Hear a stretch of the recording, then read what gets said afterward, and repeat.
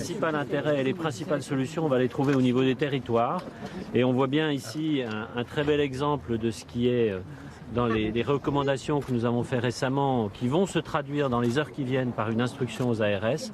Cette complémentarité entre les professionnels de santé, cette complémentarité entre la ville et l'hôpital, cette complémentarité avec l'université, avec le même but qui est de répondre aux besoins de santé de la population. En ça, votre exemple ici est vraiment remarquable. Les mesures qui vont être proposées, là, vraiment, je le dis, dans les heures qui viennent, vont permettre que ce type d'exemple puisse s'exporter facilement sur l'ensemble du territoire national. Ça fait partie des solutions que je veux mettre en place. Ça fait partie des solutions qui répondent vraiment aux besoins de santé d'un territoire et d'une population. Et on va en parler de cette mission flash, de la situation dans les hôpitaux. On va accueillir Ali Avdjehi, médecin d'urgence et de catastrophe à l'hôpital privé de Paris 2. Bonjour, merci d'être en liaison avec nous. On a entendu à l'instant le nouveau ministre de la Santé, donc François Braun, pour lancer cette mission flash, ces nouvelles mesures qui s'appuient notamment sur une meilleure orientation des patients pour réguler les admissions. Cette mission flash, ces nouvelles mesures, c'est le bon cap à suivre selon vous ? D'abord, encore une fois, comme c'est un collègue qui est actuellement aux manettes, nous sommes confiants, enfin j'espère qu'il comprendra et il comprend, j'en suis certain, les problématiques. Après, il y a la politique qui va s'en mêler, le budget également. Il nous parle de territoire. Oui, bien sûr, on connaît tous les problèmes, on n'avait pas besoin, et lui non plus, j'en suis certain, d'une mission flash pour pouvoir comprendre exactement ce qu'étaient les problèmes depuis des années, qui sont devenus encore de plus en plus importants après cette période de Covid. En tout cas, moi, je voudrais y introduire quelque chose de très simple, c'est qu'il n'y ait plus de guerre de clochers et que nous puissions tous travailler entre les libéraux, les urgentistes libéraux, les médecins libéraux, la ville, l'hôpital et le médico-social qui, dans notre pays, doit faire un seul corps et pour essayer déjà de surpasser cette période, mais surtout à long terme également. Oui, allez-y. Justement, effectivement, on le précise, vous travaillez dans un hôpital privé. Quelle est votre part de mobilisation dans cette mission flash ? Est-ce que vous avez été consultés, vous, les médecins libéraux ? Alors, les médecins libéraux, certainement de ville, l'ont été. Moi, personnellement, non. Et les gens qui sont les urgentistes libéraux, qui font 4,5 millions de passages aux urgences par rapport aux 18,5 millions de passages au public, sont effectivement un tout petit peu délaissés. Nous pouvons aider, mais nous sommes aussi avec les mêmes problématiques, notamment financières, de personnel, effectivement de médecins, car il n'y a plus cette volonté de devenir urgentiste qui existait au préalable. Bon, avec toutes les raisons que vous connaissez. En tout cas, nous avons aussi des idées. Par exemple, je l'ai déjà dit une fois sur votre antenne, de mettre des médecins d'accueil et d'orientation accompagnés d'une infirmier d'accueil et d'orientation expérimenté à l'accueil des services des urgences, de tous les services d'urgence. À droite, s'il y a un problème, il rentre aux urgences. À gauche, le patient, s'il a un problème un peu mineur, il va en médecine libérale. Un tri des patients, finalement. Pardon ? Un tri des patients à l'entrée des urgences. Un tri des patients, mais intelligent, qui fait fi de l'aval, si vous voulez, et de l'amont en ce qui concerne le triage, mais qui peut aider tout de suite. Et nous sommes partants pour faire ce genre de choses. Mais bon, on n'a pas été consultés. Vous voyez, on rajoute une autre proposition.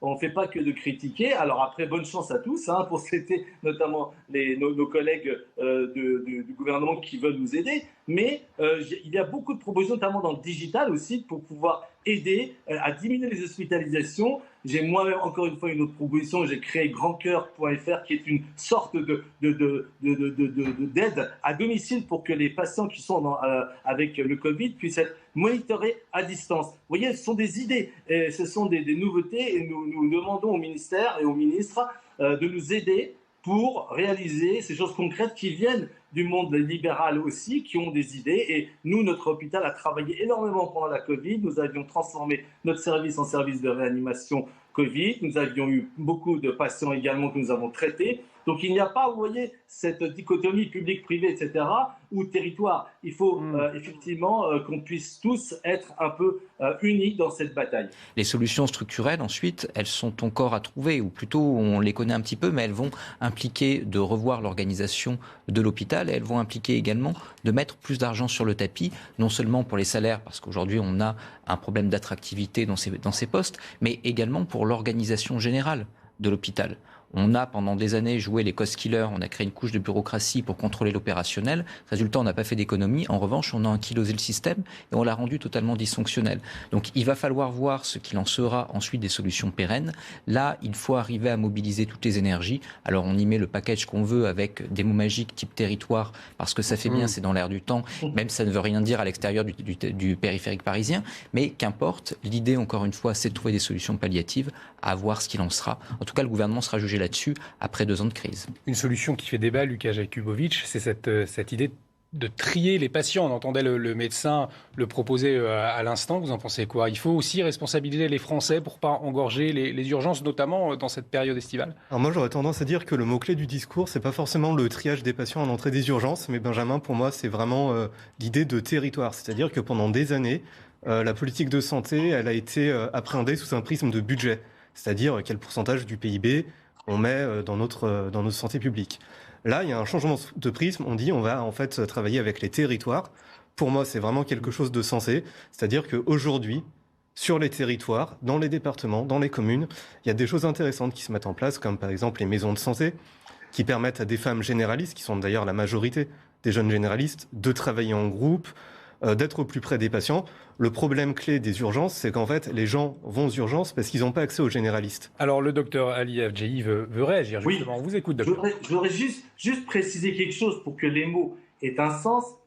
Vous confondez le mot triage, parce que moi, je suis contre, justement. J'ai bien précisé que le triage, d'abord, nous répondons à toute la population. Ça, c'est bien sûr entendu.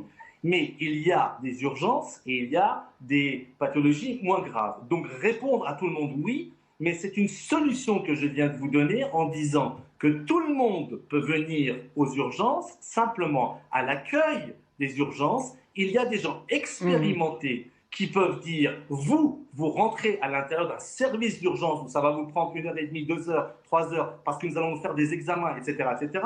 Et puis, la personne qui a une angine, elle sera vue. Simplement, elle sera à droite avec un médecin généraliste ou un médecin libéral probablement installé ou des maisons médicales à lesquelles on va la adresser. Donc, tout ça, ce sont des moyens. Donc, je voulais juste préciser que je ne suis pas en train de dire que nous n'allons pas accepter des patients. Ça, c'est pas exactement ce que le ministre dit également, puisque, en fait, ils veulent faire un triage en amont avec les SAMU. Or, moi, ce que je viens de vous expliquer, c'est nous prenons tout le monde. Simplement, nous nous organisons.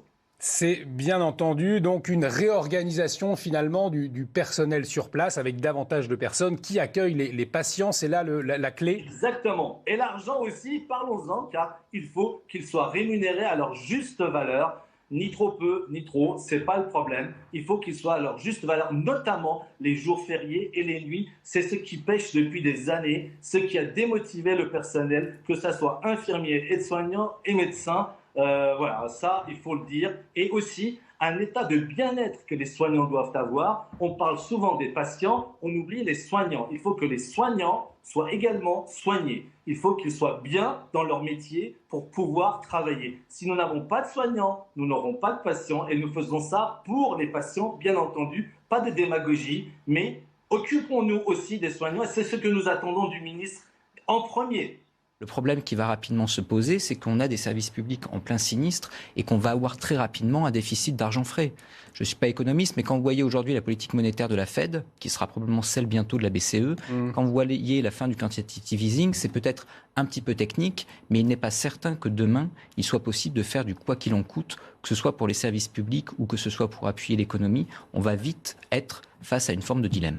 Docteur Alif Avdjehi, avant de vous libérer en quelques secondes, allez-y. Oui, juste rajouter quelque chose pour rajouter à ce que disait Benjamin Morel, c'est que la santé coûtait cher en France, et elle coûtait cher parce qu'il y avait plusieurs raisons, je n'entrerai pas là-dedans, mais nous avons voulu diminuer les coûts en diminuant l'offre. Ça aussi, il faut le dire. Diminution de l'offre en diminuant le nombre des médecins, en diminuant le nombre des lits, etc., etc. Il faut le préciser aussi. La diminution de l'offre est quelque chose de stupide actuellement, puisque en fait, il y a plus de demandes, il y a le vieillissement de la population, il y a beaucoup de choses qui interviennent que je ne développerai pas parce que vous n'avez pas le temps, mais en tout cas, vous savez très bien que la population demande. Il y a une médicalisation, certes, je comprends tout à fait la surmédicalisation, mais la diminution de l'offre a été une bêtise. Et donc, ainsi, nous pensions diminuer les coûts. On a fait exactement, le résultat, c'est l'inverse. Et nous allons en pâtir. Et maintenant, il faut vraiment bien se rendre compte de ça. Il faut être équilibré, mais ne pas diminuer l'offre n'importe comment. Merci beaucoup, Dr Ali Avdjehi, médecin d'urgence et de catastrophe à l'hôpital privé de Parly 2. Vous allez rajouter un mot un instant, Benjamin Morel, mais il est 15h45 et vous le savez, c'est le rappel des titres avec Mathieu Rio.